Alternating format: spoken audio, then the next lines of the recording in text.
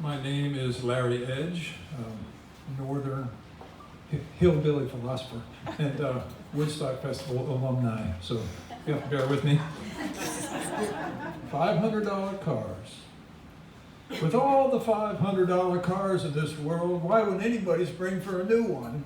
Has been my mantra for most of my adult life.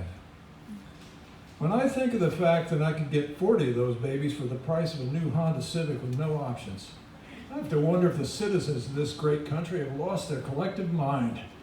Drive on, losers! Sometimes crosses my lips as I watch them cruise into the same point A or point B as me. Those cars will be mine someday. Those cars will be mine someday.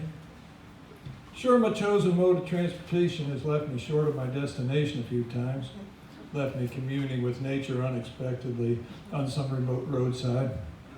The silence can be deafening. You know, the quiet that settles in after an engine dies and the cars roll to a stop just off the pavement. There's a whole world out there I would have never known had I not blown a head gasket or two.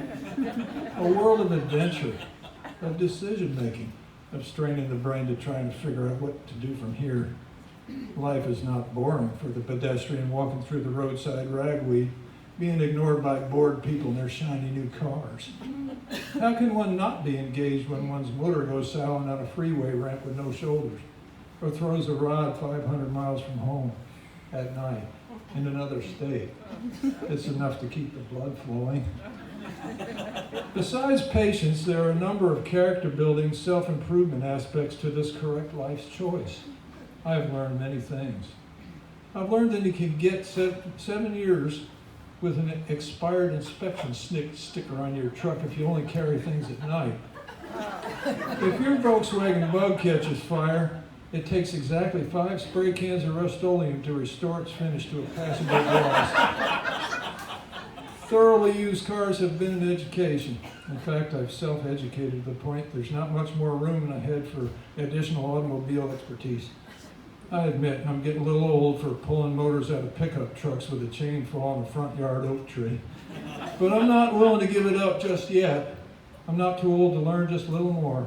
And anyway, it's bite the bullet or walk, or give up a way of life.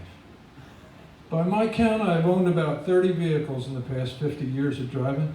For the most part, it's all been good. There have been some bumps along the way, like running over a Coke bottle with my rear wheel when it rolled out the hole in my passenger side floorboard, or breaking my own windshield while installing a hood, or crashing into my in-laws' mobile home when my frame stretching plan went awry. But I have not lost any limbs, and I've always got where I was going, eventually. Plus, the sum total of my 4-wheel purchases is still way less than the cost of one new urban assault vehicle. Members of the admiring public will sometimes ask me what kind of car I'm driving now. I got me a 2001 Honda Civic with only 120,000 miles on it, fresh rod bearings, and a current inspection. It came with my new wife. Those are all true stories.